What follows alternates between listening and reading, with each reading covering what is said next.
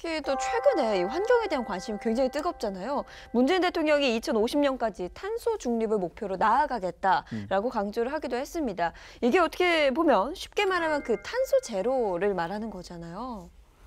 예, 그 탄소 중립이란 것은 탄소를 배출하는 양하고 네. 그다음에 탄소를 이제 그 배출되는 흡입을 해서 줄이는 그걸 똑같이 한다는 이야기입니다. 그러니까 우리가 대차 대조표에서 플러스 마이너스 제로가 된다 그런 뜻입니다. 그래서 탄소를 완전히 배출을 하지는 않는 건 아닙니다. 하더라도 배출이 되더라도 환경에 미치는 영향을 최소화한다는 개념이 하기 위해서 그걸 포집하거나 포집하는 기계들이 있습니다. 네. 포집을 하거나 그다음 산림, 갯벌 이런 것들이 또 탄소를 흡수를 합니다. 네. 현재 지금 우리나라 배출량의 한 6%가 산림이라든가 갯벌이 흡수를 합니다. 그런 부분을 우리가 더 많이 확장을 하면 더 많이 흡수가 되겠죠. 그래서 그렇게 해서 남는 그 탄소가 제로가 되는 것인데 사실 탄소 배출을 우리가 제로화한다 하더라도 이미 그동안 200년의 산업화 과정 속에서 배출됐던 탄소가 지구 생태계에 특히 대기권이 이미 많이 차 있습니다. 그렇기 때문에 탄소 배출을 중립한다 하더라도 탄소에 의한 그 지구의 온난화는 당분간 계속될 것으로 보기 때문에 진짜 그 지구 온난화라는 말 안 쓰고 지구의 가열하라는 말 씁니다. 요즘은. 네. 가열하를 이제 줄이기 위해서는 탄소 배출을 줄이는 것뿐만 아니라 배출된 탄소를 이제는 흡수까지 해야 됩니다. 마이너스까지 해야 돼요. 네. 기존에 쌓여 있는 것도 어떻게 해결할 수 있는 방법이 있나요? 이제 그 기술도 이제 고민해야 되겠죠. 우리가 탄소 포집하는 방법에는 예컨대 우리 석탄 발전소에서는 탄소가 나오는 직접 이제 포집을 합니다. 예. 하는데 지금 최근의 기술은 공기 중에 있는 탄소도 포집을 합니다.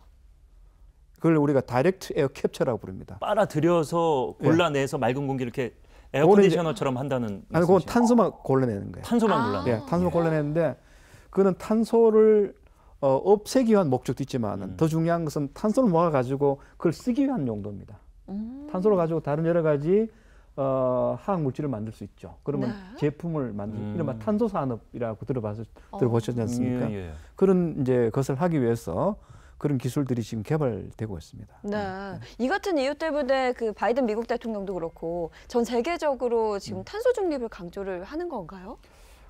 지금 탄소 중립 이야기는 2015년에 이제 파리 기후 체제라는 것이 생깁니다. 거기서 앞으로 지구 온난화를 막기 위해서는 지구의 온도 상승이 산업화가 시작되기 전과 비교한다면 최대 한 2도 정도 상승까지만 허용해야 된다라고 이렇게 입장을 이제 밝혔습니다. 2도 정도 상승한 상태를 어떻게든 유지를 해야 된다. 그 이하로. 예. 네. 근데 2018년에 그 기후변화 정부 간 협의체라고 있는데 IPCC라고 거기서 학자들이 모여서 고민을 해보니까 2도씨 정도로 묶어서는 안 된다. 그보다 훨씬 더 낮게 묶어야 된다. 일단 확 내려놔야지 된다. 1.5도씨 이하로 묶어야 된다. 라고 이렇게 제안을 하면서 2100년까지 온도 상승을 1.5도 이하로 묶기 위해서는 그러면 어떻게 해야 되느냐.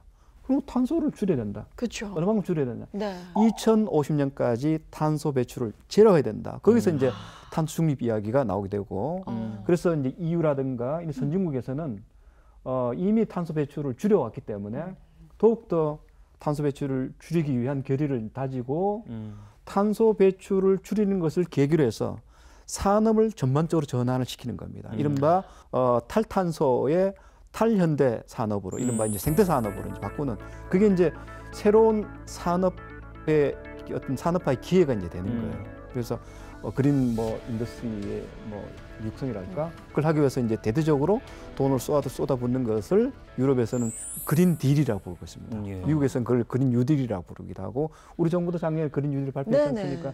그럼 바로 2050년 탄소 중립을 하기 위한 하나의 수단이죠.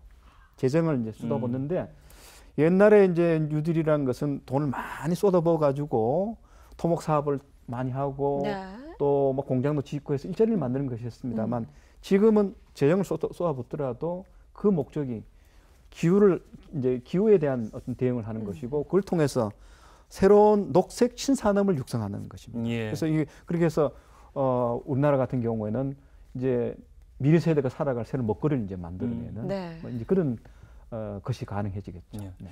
이 탄소 중립이라는 것이 여러분들이 좀 어렵게 느끼실까 봐 제가 이제 들으면서 생각한 건데 다이어트의 원리와 굉장히 같다. 다이어트요? 예시 평소 유지하던 몸무게가 딱 있는데 그 찐 5kg를 빼기 위해서는 본인이 섭취하는 에너지와 그다음에 소비하는 에너지를 일단 제로로 맞춰놓고 똑같이 해야 되지.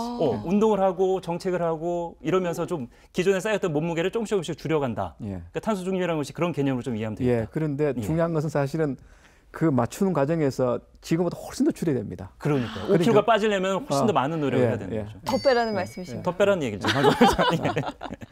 자, 뭐 탄소 중립 계획에 대한 여러 가지 이야기들을 해봤습니다만은 한국의 기후 대응은 사실상 그 전 세계적으로 좀 좋은 평가를 받지 않습니까? 현재 몇 점 정도 주실 수 뭐 있겠어요? 점수로 예. 환산하기는 좀 그렇고요. 예. 대개 이제 여러 가지 뭐 국제 NGO라든가 이런 데서 보면 한국이 산업 구조를 보면 에너지를 굉장히 많이 쓰는 산업을 많이 갖고 있습니다. 우리나라가 에너지 다소비국으로 친다면 세계 11위인가 그럴 정도로 우리 산업이 이제 화석연료를 많이 쓰는 산업입니다. 네. 지금 현재 온실가스의 배출의 한 37%가 순수하게 산업에서 나옵니다. 그 중에서도 철강, 석유화학, 그다음에 시멘트 같은 비철금속 여기서 한 70%가 나옵니다. 그만큼 우리는 선진국에 비해서 2차 산업 부분이 크고 네. 2차 산업 중에서도 에너지를 많이 쓰고 또 탄소를 많이 배출하는 그런 산업으로 구성이 되기 때문에 국제 NGO에서는 우리의 어떤 그런 산업 구조를 보고 우리 정부가 또 그 산업을 빨리 바꾸려는 의지를 안 보이기 때문에 가끔씩은 좀 혹독하게 평가를 합니다.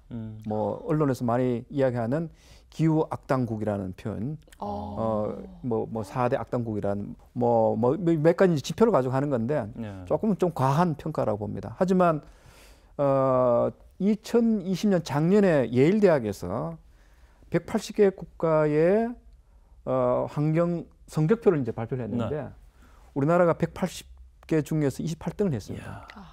그동안 받았던 성적 중에서 가장 좋은 성적이고 이제는 뭐 악당이라고 하면 안 되겠네요. 예. 네. 그것도 모범생이네요. 제가 장관 재임 때 받았던 성적표였습니다.